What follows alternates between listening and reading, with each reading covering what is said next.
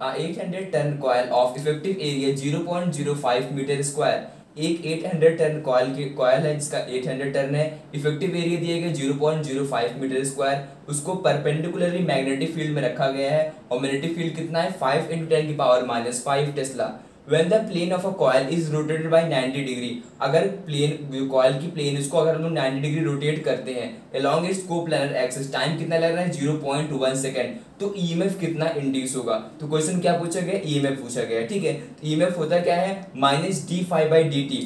सबसे पहले गिवन क्या है, नंबर ऑफ टर्न दिया गया 800, एरिया दिया गया 0.05 मीटर स्क्वायर, मैग्नेटिक फील्ड दिया गया 5 × 10⁻⁵ टेस्ला और डेल्टा टी दिया गया 0.1 सेकेंड। तो यहाँ पे फॉर्मूला क्या होता है, 5 = b × a, number of turn होगा तो क्या लिखेंगे हम लोग NBA/डेल्टा टी और dt लिख सकते हैं। ठीक है, n कितना दिया गया है 800 रखना, b कितना दिया गया यहाँ से रखना, a भी दिया गया है और डेल्टा टी भी दिया गया है। सारी वैल्यू को रख के कैलकुलेट करेंगे कितना आएगा 2 × 10⁻³ टेस्ला मीटर स्क्वायर, और इसको हम लोग इसको इस तरीके से भी लिख सकते हैं 0.02 v भी लिख सकते हैं। तो कौन सा करेक्ट आंसर होगा, करेक्ट आंसर होगा ए।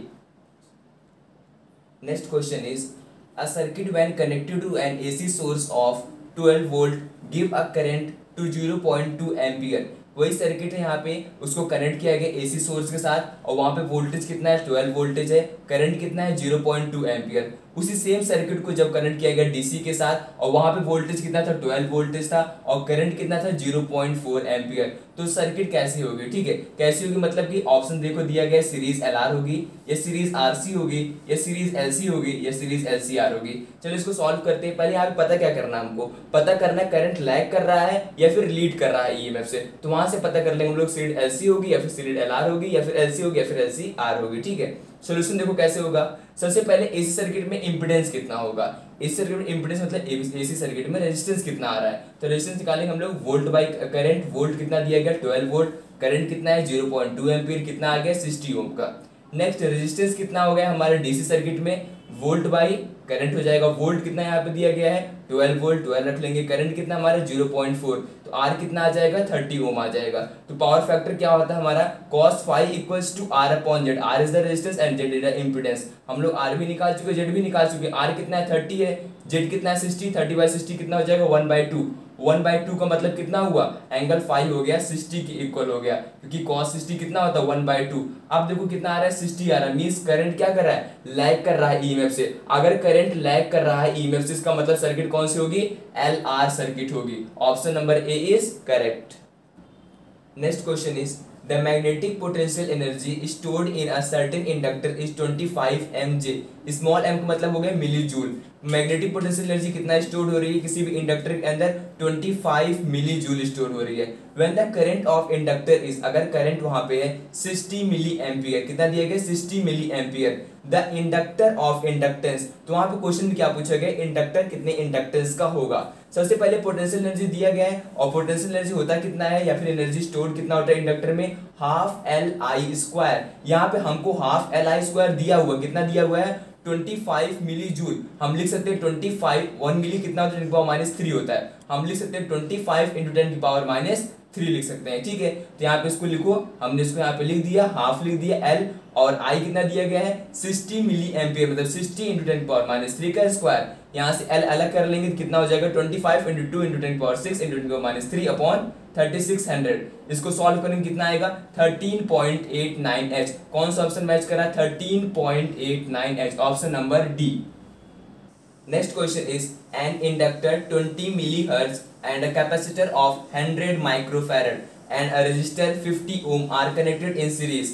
यहाँ पे इंडक्टर दिया गया 20 मिली हेनरी दिया गया, H फॉर हेनरी, और कैपेसिटर लगा हुआ 100 माइक्रोफैरड का, रजिस्टर है 50 ओम का, तो कनेक्ट किया गया इनको सीरीज के साथ। जहाँ पे ईएमएफ दिया गया V = 10 sin 314t।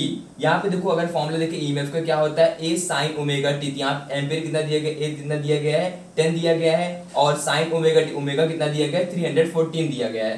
तो पावर लॉस पूछा गया कितना होगा। सबसे पहले यहाँ पे देखो इंपीडेंस कितना होगा, जेड का फॉर्मूला क्या है, जेड होता है हमारा इंपीडेंस। अगर एक्सी और एक्सएल एक साथ लगे वहां पे रेजिस्टेंस विद फॉर्मूला ये होगा √R² plus XC minus XL का होल स्क्वायर। हम लोग जानते हैं एक्सी को हम लोग क्या लिख सकते हैं 1/ओमेगा c लिख सकते हैं, एक्सएल को क्या लिख सकते हैं ओमेगा एल लिख सकते हैं। तो हम लोग क्या करेंगे एक्सी की वैल्यू 1/ओमेगा c को यहाँ इंट्रोड्यूस करेंगे और एक्सएल को यहाँ पे इंट्रोड्यूस करेंगे, ठीक है। आर कितना दिया गया है, रेजिस्टेंस क्वेश्चन दिया गया 50, यहाँ पे 50 का स्क्वायर करेंगे, फिर 1/ओमेगा c हो गया माइनस ओमेगा एल हो गया, इसका स्क्वायर कर देंगे। तो यहाँ पे जेड हमारा कितना आ गया 56 आ गया, ठीक है। This is the impedance. Power loss होता क्या है, P average equals to V R M S upon Z का square multiply by are.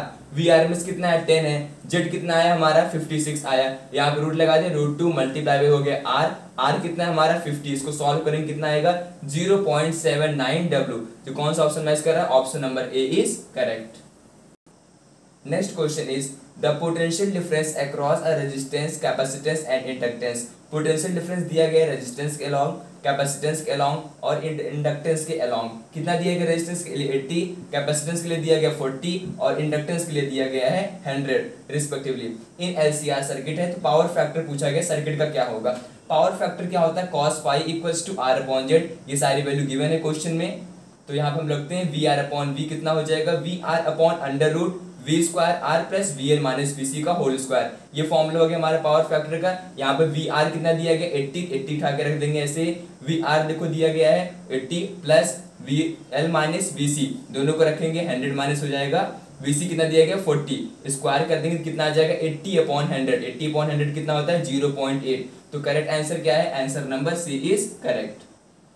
Next question is a current of 2.5 ampere flow through a coil of inductance 5 henry. यहाँ पे एक current flow कर रहा है 2.5 एम्पियर किसी flow कर रहा है किसी भी कॉइल में जहाँ पे इंडक्टेंस दिया गया 5 Henry. The magnetic flux link with the coil. Question में क्या पूछा गया, मैग्नेटिक फ्लक्स दैट इज 5 पूछा गया है। ऑप्शन क्या है 0.5 वेबर, बी है 12.5 वेबर, सी है 0 और डी है 2 वेबर। चलो सोल्यूशन करते हैं। यहाँ पे क्या पता चाहिए, फ्लक्स, मैग्नेटिक फ्लक्स का फॉर्मूला पता होना चाहिए था। मैग्नेटिक फ्लक्स का फॉर्मूला क्या होता है 5B इक्वल्स टू LI, और I दिया गया 2.5 एम्पियर, L दिया गया 5, तो 5 को 2.5 से मल्टीप्लाई करेंगे कितना आ जाएगा 12.5 वेबर आ जाएगा। तो करेक्ट आंसर क्या होगा B.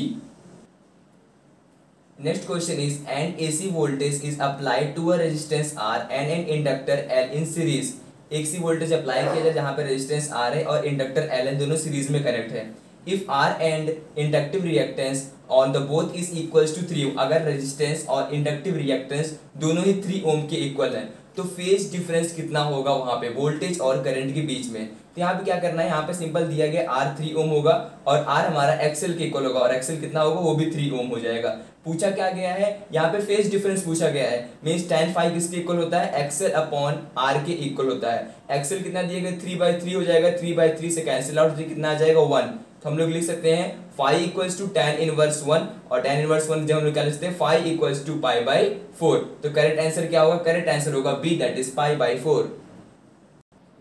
Next question is a coil of resistance 400 ohm is placed in a magnetic field. एक कॉइल है जिसका रेजिस्टेंस दिया गया 400 ओम, उसको मैग्नेटिक फील्ड में रखा गया है। If the magnetic flux phi linked with the coil varies with time, अगर मैग्नेटिक फ्लक्स टाइम के साथ वेरिएट करे उसका एक रिलेशन दिया गया phi equals to 50t² + 4। The current in the coil at t equals to 2 second, t equals to 2 second पे current क्या होगा वहां पे, ठीक है। हम सबसे पहले लिखते हैं सोल्यूशन कैसे होगा इसका, फाई क्या होगा, फाई जितना दिया गया उसको लिख दो 50t² + 4, रेजिस्टेंस कितना दिया गया है 400 ओम दिया गया है, ठीक है। ईएमएफ पहले फाइंड करते तो वहां से फिर करंट निकालें, करंट क्या होता है ईएमएफ अपॉन आर, उसके लिए ईएमएफ निकालना पड़ेगा और ईएमएफ क्या होता है d∅dt होता है। तो इस फाई हमको दिया गया है, इसको हम लोग डिफरेंशिएट करेंगे, जैसे डिफरेंशिएट करेंगे तो क्या हो जाएगा माइनस का 100 t क्या है टाइम पीरियड, v क्या है वोल्टेज, जो कि साइन रूट होती है ईएमएफ की, और किस टाइम के लिए निकालना है 2 सेकंड के लिए निकाला गया। देखो क्वेश्चन में दिया गया 2 सेकंड के लिए, तो 2 सेकंड के लिए निकालेंगे तो यहाँ से 2 मल्टीप्लाई कर देंगे तो ईएमएफ कितना हो जाएगा -200v हो जाएगा। और आई इक्वल्स क्या होता है ईएमएफ अपॉन आर, ईएमएफ कितना आ गया हमारा 200 आ गया और रेजिस्टेंस कितना दिया गया 400, तो 200 अपॉन 400 कितना हो जाएगा 1/2, 1/2 को हम लोग क्या लिख सकते हैं 0.5 एम्पियर। तो करेक्ट आंसर क्या होगा A that is 0.5 ampere. Two coil of self inductance 2 mH and 8 mH। 2 mH का मतलब क्या होगा 2 मिली हेनरी एंड 8 mH का मतलब क्या होगा 8 milli henry. Are placed so close to each other for the effective flux in one coil is completely linked with the other. एक तरीके से पास में रखे गए जहां पे फ्लक्स डेवलप हो रहा है वो कंप्लीटली एक दूसरे से लिंक्ड है। तो क्वेश्चन में क्या पूछा गया है, क्वेश्चन पूछा गया म्यूचुअल इंडक्टेंस क्या होगा। इसको सॉल्व करने का सबसे सिंपल तरीका म्यूचुअल इंडक्टेंस का फॉर्मूला याद होना चाहिए। म्यूचुअल इंडक्टेंस का फॉर्मूला क्या होता है, m equals to k under root L1 L2, L1 दिया गया है ये और L2 दिया गया है 8 ms, दोनों को रखेंगे साथ में। m इक्वल्स क्या हो जाएगा, अंडर रूट L1 दिया गया 2 इंटू 10 की पावर -3, मिली कितना होता है 10 की पावर -3 होता है। L2 कितना हो जाएगा 8 इंटू 10 की पावर -3, दोनों को सॉल्व करेंगे कितना आ जाएगा 4 इंटू 10 की पावर -3, इसका मतलब कितना हो गया 4 mH। करेक्ट आंसर क्या होगा इसमें से, correct answer is D, that is 4 mH।